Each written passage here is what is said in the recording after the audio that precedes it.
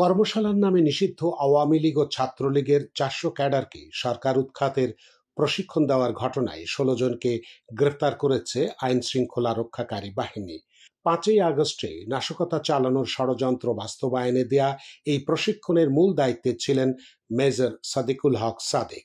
ইতোমধ্যে চাকুরিরত এই সেনা কর্মকর্তাকে হেফাজতে নিয়েছে নিরাপত্তা বাহিনী। দৈনিক আমার দেশ নির্ভরযোগ্য সূত্রে খবর সম্পর্কে নিশ্চিত হয়েছে, তবে মেজর সাদেকের নিরাপত্তা হেফাজতের বিষয়ে আন্তঃবাহিনী জনসংযোগ পরিদপ্তর আইএসপিআর এর কোনো বক্তব্য পাওয়া যায়নি। ৫ই আগস্টের আগে নাশকতা করে গুজব ছড়িয়ে সর্বোপরি সশস্ত্রভাবে অবস্থান নিয়ে রাজধানীর শাহবাগ দখল করার পরিকল্পনা করেছিল আওয়ামী লীগ।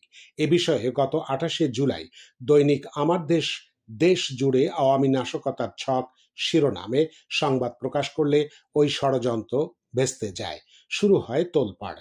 আইন শৃঙ্খলা রক্ষাকারী বাহিনীগুলো নাশকতা পরিকল্পনাকারীদের বিরুদ্ধে অভিযান জোরদার করে। ২৮শে জুলাই রাতে পুলিশের স্পেশাল ব্রাঞ্চ সারা দেশে ৬ দফা নির্দেশনা দিয়ে সতর্কতা জারি করেছে। এতে সরকারের বিভিন্ন সংস্থা নড়ে চড়ে বসে। সরকার উৎখাতে আওয়ামী নাশকতার ছক বাস্তবায়নে রাজধানীর অন্তত ৪টি স্থানে প্রশিক্ষণ দেওয়া হয়। এর মধ্যে বাছাই করা ক্যাডারদের একটি সুরক্ষিত স্থানে প্রশিক্ষণ দেওয়া হয়। সব মিলিয়ে এ পর্যন্ত প্রায় ২৫০০ জনের প্রশিক্ষণ সম্পন্ন হয়েছে। এ পর্যন্ত সম্পন্ন প্রশিক্ষণের সমন্বয় করেছেন চাকুরিরত মেজর সাদেক।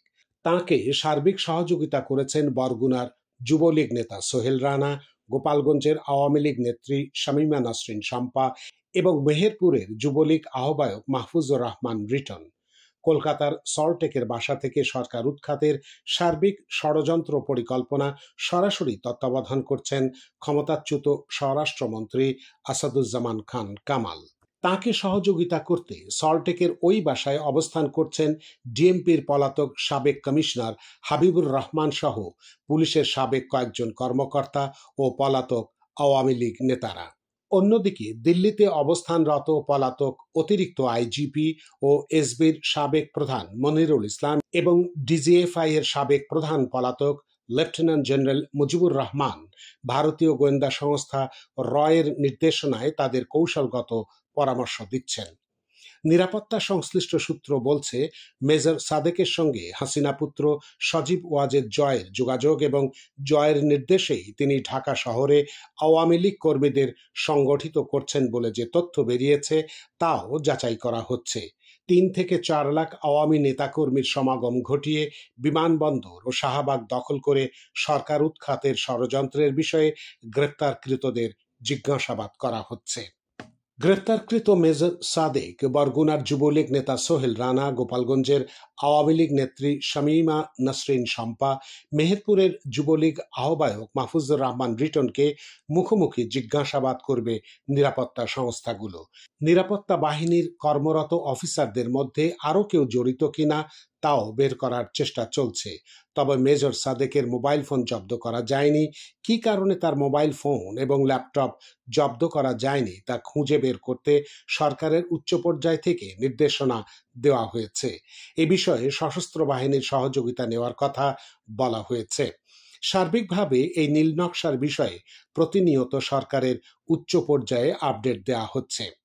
সোহেল রানা এবং শম্পার দেওয়া তথ্য অনুযায়ী মেজর সাদেকের নির্দেশে দেশের বিভিন্ন স্থান থেকে তৃণমূল আওয়ামী লীগ কর্মীদের সংগঠিত করে বিভিন্ন স্থানে নাশকতা চালানোর প্রশিক্ষণ দেওয়ার জন্য ভাটারা থানা এলাকার বসুন্ধরা আবাসিক এলাকার ব্লকের ৭ নম্বর রোডের ৫৩ এ বাড়িতে অবস্থিত কেবি কনভেনশন সেন্টারের ২য় তলা ভাড়া নেওয়া হয়।